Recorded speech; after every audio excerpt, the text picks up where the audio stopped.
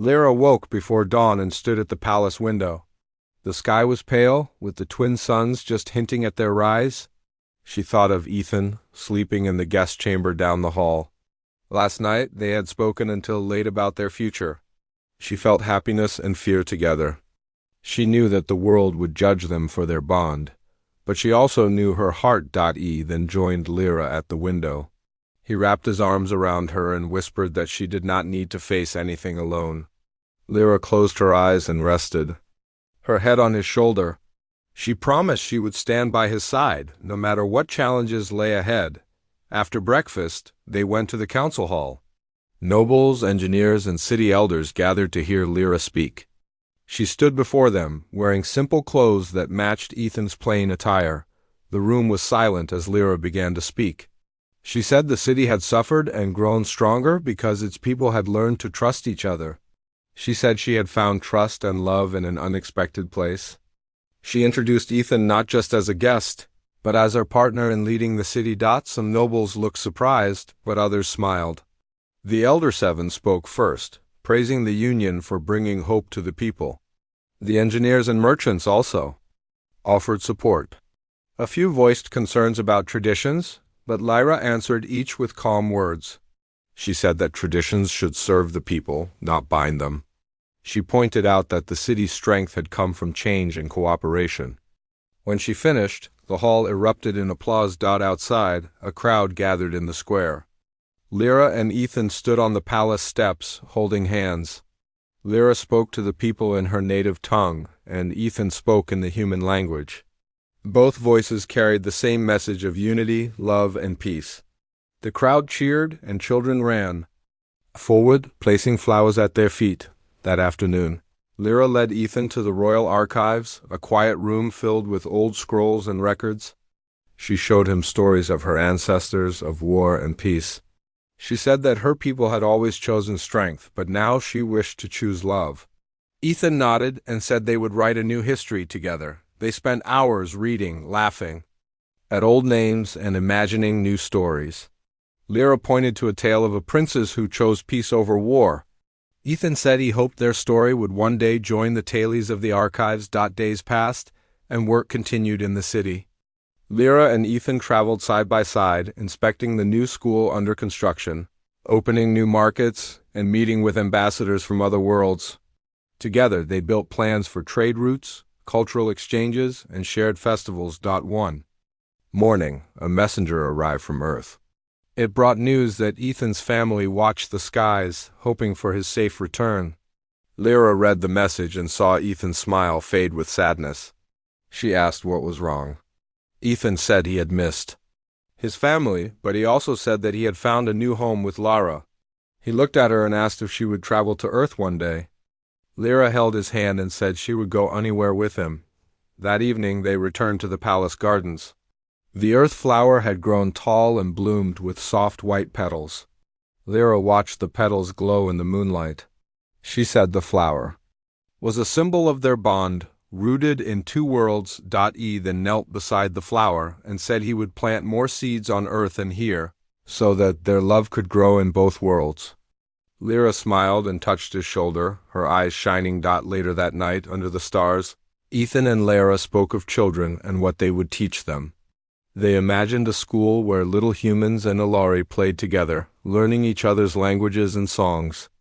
They spoke of festivals with human dances and Ilari music, of shared art that combined Earth's colors with alien light. The next day, they traveled to the lake where the water was clear and calm. Lyra sat on a smooth rock and Ethan sat beside her. He took a small box from his pocket. Inside was a simple ring, made of silver and set with a tiny crystal from the Ilari Mountains. He looked into Lyra's eyes and said he wanted to marry her, not out of duty or law, but because he loved her. Lyra felt tears in her eyes. She had already pledged her heart, but this moment made her tremble with joy. She said yes and slipped the ring onto her finger. They kissed softly, the water reflecting their love in the morning light. They stood together, hand in hand, as a small group of guards, engineers, and children appeared. The children cheered and the guards saluted. The engineers laughed and raised their tools in celebration. All of them had witnessed the growth of this bond, and they stood ready to support it. Back in the city, preparations began for the wedding. It would be a small ceremony, but filled with meaning. Lyra and Ethan planned every detail together: the music, a mix of human songs and Ilari melodies; the flowers, both earth blooms and glowing alien petals; the vows, spoken in both languages. On the day of the ceremony, the sky was clear, and the twin suns shone brightly. The palace gardens were full of people dressed in simple clothing. Lyra wore a soft white robe that glowed in the sun, and Ethan wore a dark suit from Earth. 7. Served as the officiant, speaking in both tongues. Lyra and Ethan recited their vows. Lyra promised to lead with kindness and courage, to listen and learn, and to love Ethan all her days. Ethan promised to stand by Lyra, to honor her people, and to build a future together. When they exchanged rings, a gentle breeze carried petals through the air. Through the ceremony, the city celebrated for days. Music filled the streets, and markets sold food from Earth and Ilari farms. Dancers and singers from both worlds performed together, showing the beauty of unity. Late one night, Lyra and Ethan walked to the lake's edge. The water was calm, and the stars reflected in it like millions of crystals. Lyra leaned her head on Ethan's shoulder and said she had found more than love. She had found herself. Ethan kissed her hair and said that together they would face every dawn. As the city slept, the palace stood like a beacon on the hill, its windows glowing. Inside, Lyra and Ethan held hands and dreamed of tomorrow. They knew that challenges would come, but they also knew they had each other. Their story had begun with confusion and fear, but it had grown into trust and love. And so, on this world of bluegrass and twin suns, a human and an alien princess stood together, ready to build a future where differences were celebrated and where love bridged every gap. Their journey was only beginning, but their hearts were true, and their bond would guide their people into a new age of hope and peace. The sun rose quietly on the city, shining on rooftops still littered with rubble from the recent attack. Ethan and Lyra had spent the night planning the next steps for rebuilding homes and helping families return. They knew the work would be long, but they felt strong together. Every morning, Ethan met Lyra in the palace courtyard. Today, they would travel to the lake's edge where the water pumps had been damaged. The lake was calm, but the pumps that brought water from its depths had broken during the attack. Without fresh water, many people could fall ill. Lyra rode on a small hover carriage with Ethan at her side. The city guards formed a protective escort, and the engineers followed close behind.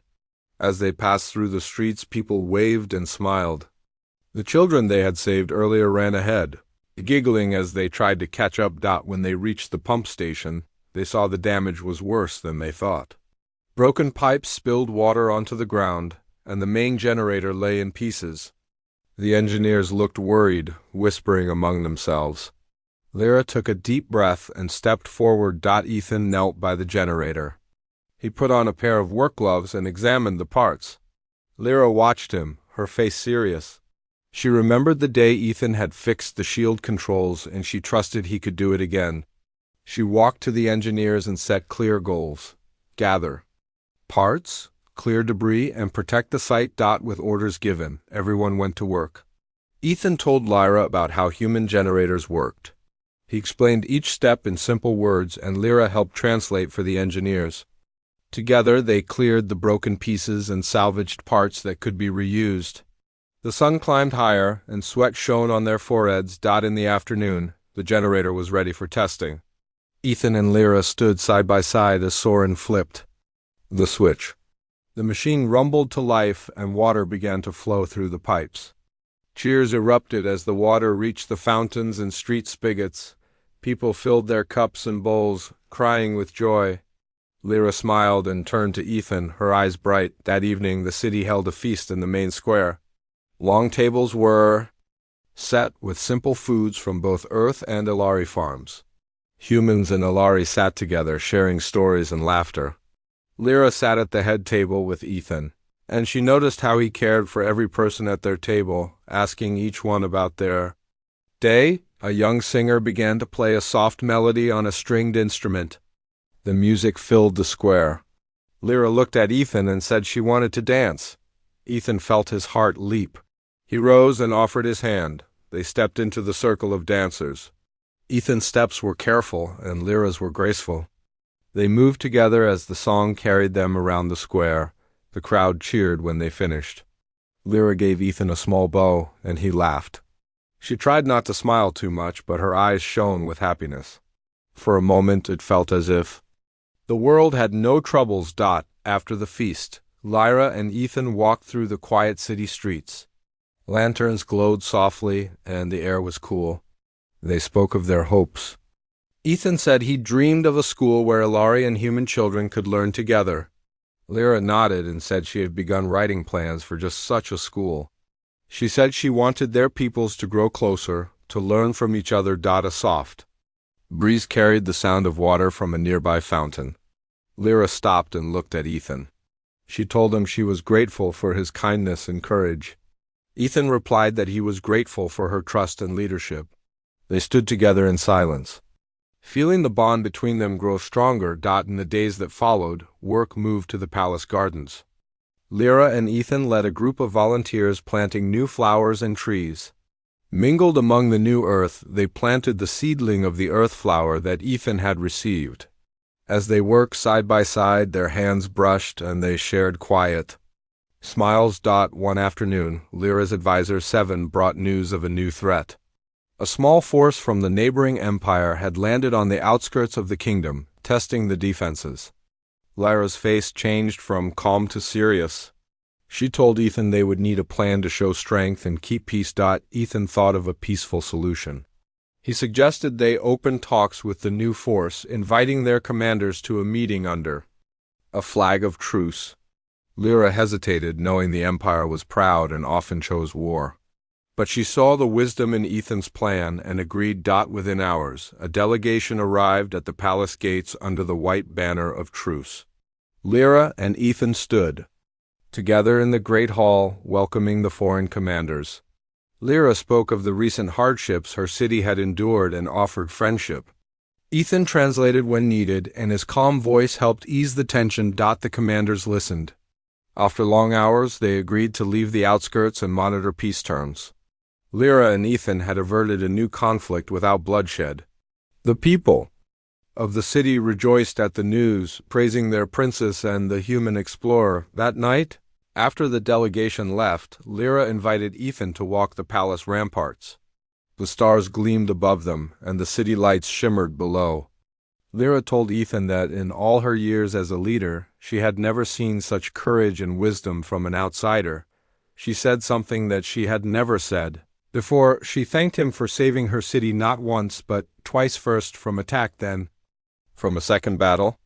Ethan blushed and said he only did what he could.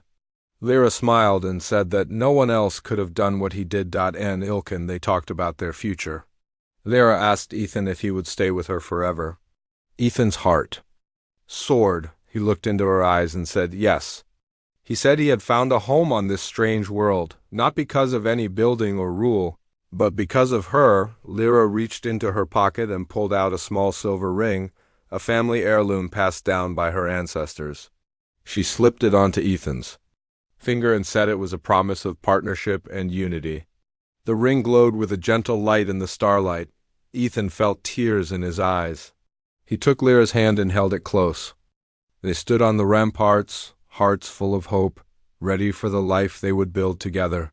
The night wind carried their vows across the silent city, a promise of love, peace, and a shared future. As they walked back to the palace, Ethan and Lyra knew their story was only beginning.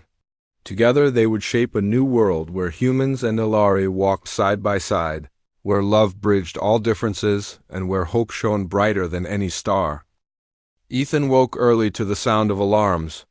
Bright red lights flashed through the city, and distant shouts echoed through the streets. He grabbed his emergency pack and rushed outside. The sky was filled with dark ships approaching from above.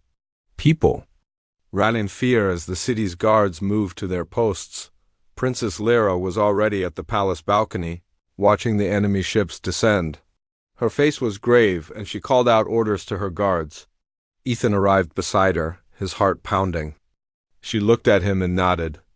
There was no time for words. The Ilari city had been at peace for many years, but now it faced an unexpected attack from a neighboring empire that feared the growing bond between humans and Ilari. The enemy ships fired bright beams that tore through. Buildings in the city began to burn, everyone scattered. Ethan and Lyra ran from the palace, heading for the city's defense center. The roads were broken and the air was thick with smoke. A small group of guards followed them, hoping the princess would lead them to safety. At the defense center, old engineers like Soren worked frantically on the city's shield controls. The shield was old and weak, but it could still block some attacks if it stayed active.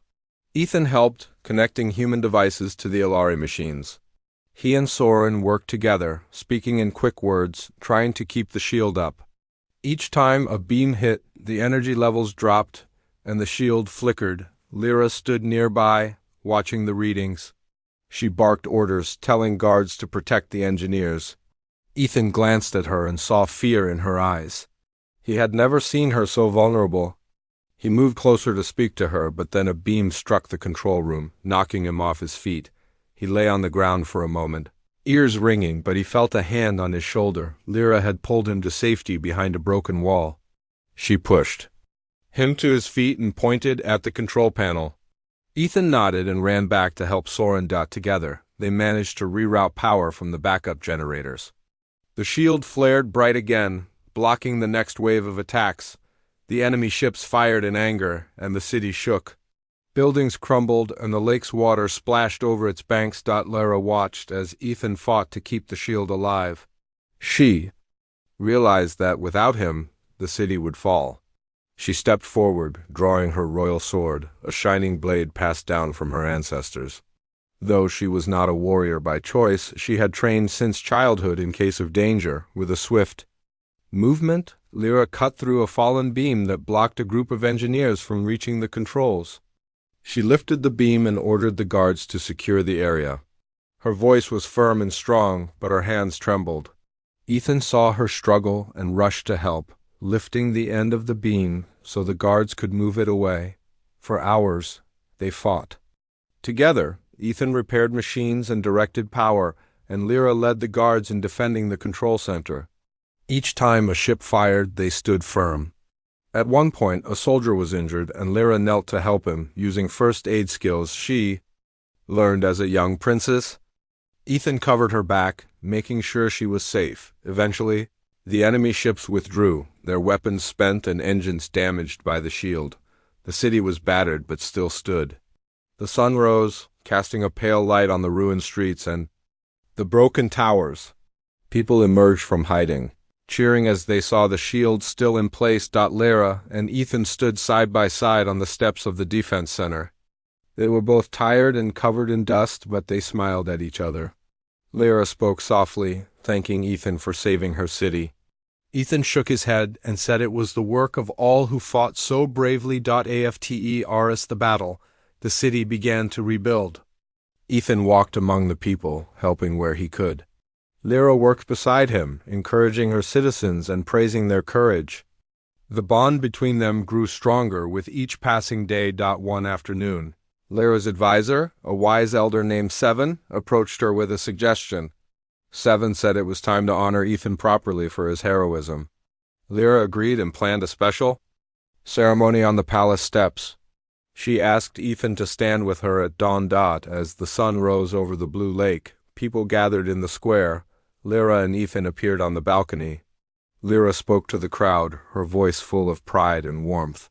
She thanked the humans for their courage and friendship, and she spoke of a new era of unity between their worlds. Then, in front of everyone, Lyra took Ethan's hand. She looked into his eyes and said that she trusted him with her heart and her city. The people cheered, and the city's colors flew high in the sky. Ethan felt a joy he had never known before. That evening, after the celebrations, Lyra invited Ethan to walk in the gardens. The plants had begun to grow again, their flowers opening to the stars. Lyra spoke quietly, telling Ethan how she had once feared change, but now she saw that hope was stronger than fear. Ethan held her hand and said he was honored to stand by her side. They walked together under the glowing flowers, their steps soft on the blue grass. Lyra paused and looked up at the sky, and Ethan saw tears in her eyes. He asked if she was all right, and Lyra nodded, saying that she felt free for the first. Time. In the days that followed, Ethan and Lyra worked to rebuild what was lost. Together, they traveled the broken streets, helping families, fixing homes, and planting new gardens. Their partnership inspired the people, and they began to hope again. One morning, Ethan found a small crate near his door. Inside was a seedling of a rare flower from Earth. Lyra had sent it, a symbol of their bond and the life they would grow together. Ethan carefully planted it in the palace garden, and each day it grew taller. As the city healed, Ethan and Lyra spent more time together. They spoke of their dreams for the future, of new bridges between their peoples, and of the children who would grow up in a world where humans and Ilari lived in peace. They laughed, shared meals, and learned each other's languages more fully, but even in these happy times, Lyra sometimes looked at Ethan with serious eyes, remembering the moment he confessed his love and she snapped at him. She wondered when and how she would tell him her true feelings. Ethan, seeing her worry, promised to wait for her. He said that patience and trust were the strongest bonds of all. Lyra smiled, reaching for his hand, and for the first time, she spoke his name softly, Ethan. As the twin suns set behind the palace towers, Ethan and Lyra stood side by side, their shadows long and joined on the blue grass. They faced the future together, ready to face any challenge and to build a new world where love and hope could grow even in the hardest places. The city of the Ilari shined brighter as time went by, and people spoke more kindly of Ethan. He became part of daily life, working with engineers, helping children, and joining in city tasks. Every morning, Ethan woke before the sun, walking through the blue gardens and preparing for a day of work. He fixed broken machines, taught young students about Earth, and tried to be helpful wherever he could. Sometimes he shared meals with the old engineer Soren, who taught him more about the language and the city's history. The two became good friends, and Soren's advice helped Ethan understand how the Ilari thought and felt. Princess Lyra kept her distance but saw everything. She listened as people spoke of Ethan's honesty and kindness. Sometimes she watched from the palace balcony as Ethan worked in the city. Even though she never showed it, Lyra felt a mix of pride and worry. She wanted her people to trust each other and outsiders, but she was afraid of change. She wondered if trusting Ethan would lead to hope or bring new dangers. One morning, a sudden accident struck the city. Two of the city's young children were trapped when a bridge machine failed and caught fire. Smoke filled the air as people panicked and ran for help. Ethan heard the shouts and rushed toward the scene without thinking. Flames licked at the bridge, and the heat was strong, but Ethan crawled through a small opening, calling to the children. He told them not to be afraid and that he would get them out. Using tools from his emergency kit and his quick thinking, he managed to free the children and guide them to safety. A crowd cheered as he emerged with the children in his arms. His clothes singed, but his smile wide. The story spread quickly through the city. Everywhere Ethan went, people thanked him. Mothers hugged their children tighter, and the city guards nodded to him in respect. Princess Lyra heard about the rescue, and felt a warmth she had not known for a long time. That evening, the nobles gathered in the main hall to honor Ethan for his bravery. Lyra stood before the crowd in the grand hall, her blue robe shining in the torchlight. The city's leaders, guards, and families filled every corner of the room. Lyra spoke in a strong, clear voice, telling the story of what had happened and how Ethan had risked his life to save two Ilari children. She thanked him for his courage and told the people that actions, not just words, showed the true heart of a person. As the cheers faded, Ethan felt a rush of feelings he had never known before. He saw Lara's eyes on him, and for a moment they shared a silent understanding. In that instant, Ethan realized how much he cared for the princess. He remembered every moment they had spoken, every small smile she had hidden, every question she had asked about his home. The feeling grew stronger, and his heart beat faster. He knew he could not keep it hidden any longer. In front of everyone, Ethan stepped forward. His voice shook, but he spoke from the heart. He told the crowd how much he respected and admired Princess Lara, how her strength and kindness had changed his life. Then, without planning to, Ethan confessed his love for her. He told Lara that his feelings were true and that he wished only to make her happy and bring peace to both their peoples. The room went silent. The nobles stared in shock. The crowd held its breath. Lara's face turned red with surprise, then pale. She felt a wave of confusion and anger. She snapped at Ethan to be quiet. Her voice was sharp, echoing across the hall. Everyone looked at her, unsure of what to do next. Ethan stood frozen, shame burning on his face. He had only wanted to be honest, but now he feared he had ruined everything. He lowered his eyes, wishing he could take back his words. For a long moment, no one moved. The room stayed quiet as Lyra turned and left the hall, her head held high but her hands shaking. Outside. The celebration ended early. People whispered about what had happened, unsure if Ethan had broken a law or done something brave. The children he saved ran to him, hugging his legs and thanking him again, but he felt empty inside. He walked slowly back to his guest house, replaying the moment in his mind. He wondered if Lyra hated him now, or if she would never speak to him again. Lyra returned to her private chambers, closing the doors behind her. She paced the room, her mind full of questions and feelings she did not understand. She was angry with Ethan for speaking so openly, but she was also angry with herself for feeling hurt and confused. She sat by the window and looked out at the city, her people's homes glowing softly in the night. She remembered every good thing Ethan had done, every word he had said, and she wondered if she had been too harsh. That night, Lyra did not sleep.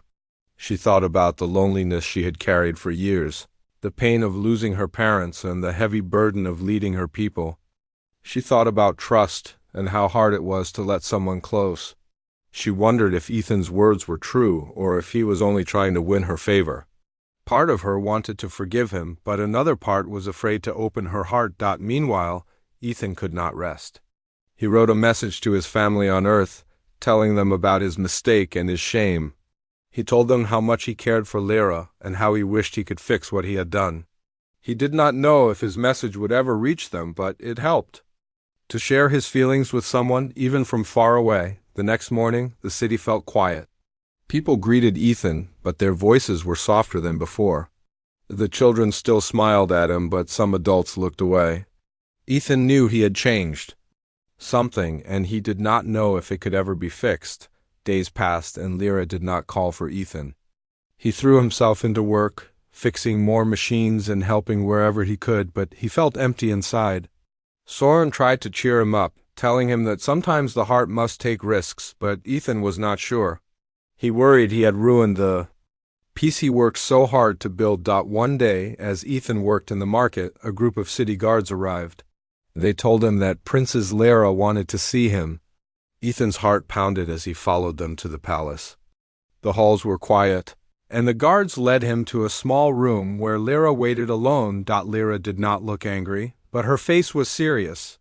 She told Ethan that his words had surprised and embarrassed her, that he had broken a custom by speaking so openly in front of the people. But she also said that his bravery and honesty could not be ignored. She told Ethan she needed time to think about what he had said, and she asked him to respect her wishes and not speak of his feelings again. At least for now. Ethan agreed, feeling a small hope that maybe all was not lost. He promised to respect Lyra and her people and to wait for her decision. As he left the palace, he felt lighter, as if a small burden had been lifted from his heart. He did not know what would happen next, but he knew he had done all he could. He promised himself he would keep working for the good of the city and its people, no matter what. Outside, the city began to return to normal. The accident on the bridge was repaired and life moved on. But for both Ethan and Lyra, nothing would ever be quite the same again. In quiet moments, both thought about each other, about trust and love, and about the chance for peace between two very different worlds. Ethan stood quietly in the center of the grand room. Princess Lyra watched him with eyes that seemed both cold and searching. The tall windows let in gentle light from the twin suns, and the air was filled with soft music, yet the room felt tense. The nobles waited along the walls, whispering to each other, while the guards stood perfectly still. Lyra finally spoke. She asked Ethan to tell her more about his life and why he wanted to stay in her city. Ethan answered honestly, speaking about his mission, his dreams, and his respect for the Ilari people. He told her about Earth, about how humans tried to make peace after years of war, and about the hope he carried for a better future among the stars. As he spoke, Ethan could feel the attention of the entire room on him. He tried not to let his nerves show. When he finished, Lyra asked if he would follow the laws of her city. Ethan nodded, promising to respect every rule. Lyra's face showed no emotion, but she gave a small nod to the guards. To Ethan's surprise, Lyra did not send him away or order him locked up. Instead, she told him he could help in the city if he wished, but he must report to the palace each evening. This was both a test and a chance for Ethan to prove himself. He thanked the princes and promised to do his best. Ethan returned to his small guest house feeling both nervous and hopeful. He had not been sent home, but he knew he must be careful with every step he took. That night he thought about everything he had learned since arriving on this world. He thought about the people, their customs, and especially about Lyra. He could not stop wondering what kind of leader she was and what secrets she kept behind her quiet eyes. The next morning, Ethan started helping wherever he could. He worked with the city's engineers to repair old machines in the market. He helped teachers in the school garden, showing children how to use simple tools from Earth. At first, the Ilari watched him from a distance, but slowly they grew curious. A few brave children started to ask him questions. Some even offered him small gifts, a flower, a tiny crystal dot. One afternoon, while fixing a broken fountain, Ethan met an old engineer named Soren. Soren spoke slowly but kindly, teaching Ethan new words in the Ilari language. Soon, Ethan and Soren worked together every day. Soren told stories about the city and the royal family. He said that Lyra had become princess at a young age after her parents were lost in a terrible accident. Ever since then, she had led the city with strict rules and a serious heart. Ethan listened closely, feeling sad for Lyra. He wondered if her coldness came from pain and fear. He thought maybe she did not know how to trust anyone, not even herself. He decided to show her that trust was possible. As days turned into weeks, Ethan's hard work started to change people's minds. Merchants called out to him in the market, and children waved when he passed. Even the city guards, once cold and silent, began to greet him with quiet nods. He felt proud but never let himself forget that he was still a stranger in their world. Every evening, Ethan went to the palace to report to Lyra. At first, their meetings were short and formal. Lyra asked him about his work and reminded him of the rules. But after a while, the meetings grew longer. Lyra started to ask him about Earth, about human families, and about what life was like growing up under a blue sky. Sometimes she listened in silence, sometimes she asked many questions, but she never smiled. Ethan learned to watch her closely. He noticed that Lyra often looked tired when she thought no one was watching. She carried the weight of her city on her shoulders. Her words were careful and she trusted few people, but sometimes, when she spoke about her city's history, Ethan heard a gentler voice behind the strong one. One evening, after their meeting, Lyra surprised Ethan by asking him to walk with her through the palace gardens. The sky was a deep shade of blue, and the flowers glowed softly in the dark. Lyra asked Ethan about his favorite memory from home. Ethan told her about a night when he watched the stars with his sister, dreaming about other worlds. For the first time, Lyra's eyes softened and she listened quietly. Suddenly, a small child ran into the garden, crying for help. Lyra and Ethan rushed to the child and learned that her mother was sick and could not get out of bed. Without waiting, Ethan offered to help. Lyra nodded, and together they followed the child to a small house on the edge of the city. Inside, they found the child's mother very ill. Ethan used his medical kit to check her temperature and gave her some basic medicine from Earth. Lyra watched as Ethan worked carefully and kindly. When the mother began to feel better, the child hugged both Ethan and Lyra. The look on Lyra's face changed for a moment. She seemed surprised and moved. They returned to the palace in silence. As they walked, Lyra thanked Ethan for his help, her voice quieter than usual. Ethan smiled and said anyone would have done the same. Lyra shook her head. "Not everyone," she said. "Not everyone is so quick to help a stranger." From that night, their meetings felt different. Lyra still kept her distance, but her questions were softer. She asked about Ethan's hopes and fears. She shared a little about her own life, how she missed her parents, how she felt alone even among her people. Ethan listened, never judging, only offering gentle words. One day, a problem struck the city's water supply. The pumps that brought water from the lake stopped working, and nobody could fix them. The people grew worried, and the market closed early. Lyra called an emergency meeting, and the palace was full of voices arguing over what to do. Ethan stood in the back, listening. He realized that the pumps were similar to ones used on Earth, and he asked if he could help. The nobles looked at him with doubt, but Lyra nodded for him to speak. Ethan explained how the machines might be fixed and what parts were needed. Lyra ordered the engineers to help him. Together, they worked through the night. Ethan climbed into dark tunnels, carrying tools and shouting instructions. The Ilari engineers followed his lead. At dawn, water started to flow again, and cheers filled the city. Lyra thanked Ethan in front of the nobles and the people. She did not smile, but her voice was warmer. She told the people that cooperation brought strength and that trust must be earned but could change everything. After that day, Ethan was seen as more than a stranger. He was someone who brought hope. Still, Lyra struggled with her own feelings. She watched Ethan carefully, noticing the way he treated everyone with kindness and respect. She wondered why he was so different from the stories she had heard about humans. She wanted to trust him, but fear and old pain made her hold back. That evening, as Ethan walked back to his guest house, he thought about everything that had changed. He was proud of his work and happy to see the city growing safer. But he was also troubled by thoughts of Lara. He wanted to reach her heart, to help her see that she could trust him. But he did not know how. The next morning, a festival began in the city. Lights hung from every tower and people danced in the squares. Lyra invited Ethan to join her at the palace balcony to watch the celebration. As the city cheered below, Lyra spoke softly to Ethan. She told him that trust was rare and must be protected, but sometimes it was worth the risk.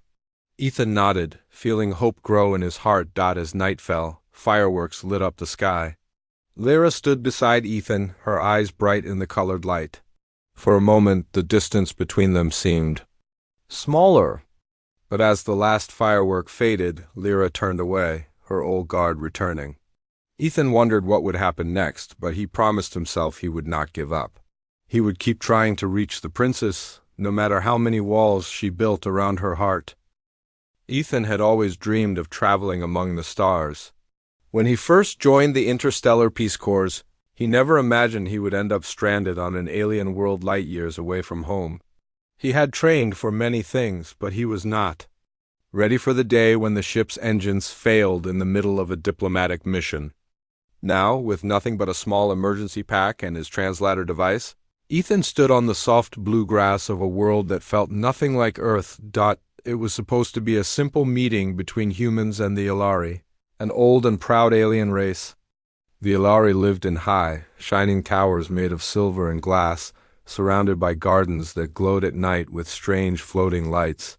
Their city was built on the edge of a giant blue lake that never froze, even in the coldest months. Above it all was the palace, sitting on a tall hill so it could watch over everything below. Ethan's single quotes as first days on the planet were difficult. He could not find any humans, and the Ilari people watched him with careful eyes. Their skin was a pale shade between blue and silver, and their hair fell in long braids decorated with tiny crystals. Their clothes were simple and flowing, moving softly in the wind. When Ethan tried to speak to them, they answered with short words or looked away.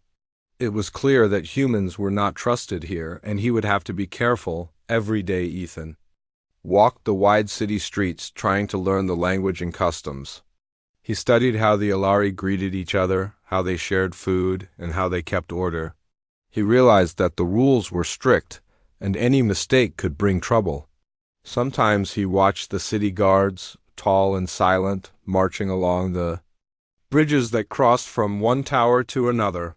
He always wondered what they would do if someone broke the rules. One morning, a message arrived at the small guest house where Ethan was staying. The message was simple: Ethan must come to the palace for a meeting. It was signed by the order of Princess Lyra, the ruler of the city. People whispered about Lyra wherever Ethan went. They said she was proud and never smiled, that she kept her distance from everyone, even her own people. But they also said she was fair and wise, and that she always did what was best for her city. Ethan prepared carefully. He cleaned his boots, wore the best clothes he had, and practiced how to greet the princess in the Ilari way. He was nervous but also curious. What kind of person was Lyra? Would she even speak to him, or would she send him away? As he climbed the long stairs to the palace, Ethan looked at the city below. From here, he could see the sun rising over the lake, making the water look like a sheet of blue glass. The palace gates opened silently when he arrived, and 2 guards led him through long hallways filled with art and strange music. Finally, Ethan entered a tall room where the walls shimmered with light. At the far end sat Princess Lyra, dressed in soft blue robes.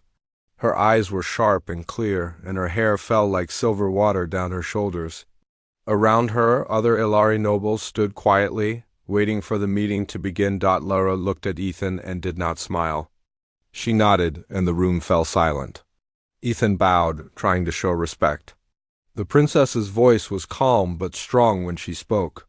She asked him why he had come to their world and what he wanted from her people. Ethan explained as simply as he could. He said his ship had failed and he was stranded. He told her he wanted to learn and to help if he could, and that he meant no harm.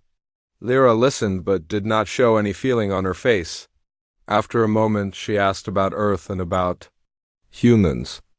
Ethan answered every question, always trying to be honest and clear. As the meeting went on, Ethan noticed the way Lyra watched him. It was not just coldness, but something else, like she was trying to see through his words to what was inside his heart. He realized she was testing him. He tried to answer each question with care. He spoke about his family back home, about his dreams to explore the stars, and about how he wanted to bring peace and understanding between humans and other races. At the end of the meeting, Lyra stood and told Ethan he must remain in the city until a decision was made about him. The nobles whispered to each other as the princess left the room. The guards took Ethan back to his guest house, and he wondered what would happen next. He felt like he was on trial, not just for himself, but for all humans. As the days passed, Ethan tried to prove he could be trusted. He joined in city life as much as the Ilari would let him. He helped fix a broken water line in the market, and even though most people stayed away, a few children watched him work and laughed at his mistakes. Ethan started to feel less alone. One day, he heard about a problem with the city's light towers. The towers were old, and nobody could fix them. Ethan offered to help. He worked all day, using both human and Ilari tools. When he finally finished, the towers shined brighter than ever. People started to look at Ethan with new eyes, and even the city guards began to nod at him as he passed. Still, Ethan could not stop thinking about the princess. He remembered her sharp questions and the sadness in her eyes. He wondered why she was so distant from everyone. He felt there was something hidden in her heart that nobody could see. One evening, as Ethan walked near the palace gardens, he saw Lyra alone under the glowing trees. He wanted to speak to her but was afraid of breaking the rules. Instead, he watched from a distance as she touched the flowers and looked at the sky. He wondered what she was thinking. That night, Ethan wrote a message to his family back on Earth, hoping it might reach them someday. He told them about the strange and beautiful world he had found, about the proud and lonely princess who ruled it, and about how he hoped to make peace between their peoples. He promised to do his best. No matter what happened next. Soon, Ethan would learn that his actions had not gone unnoticed. The next morning, a group of city guards came to his door and told him to come with them at once. His heart beat fast as he followed them through the city, not knowing if he would be praised or punished. He was brought once again to the palace, where Princess Lyra waited, her eyes as sharp and unreadable as ever. Ethan knew something important was about to happen, and he was ready to face whatever came next.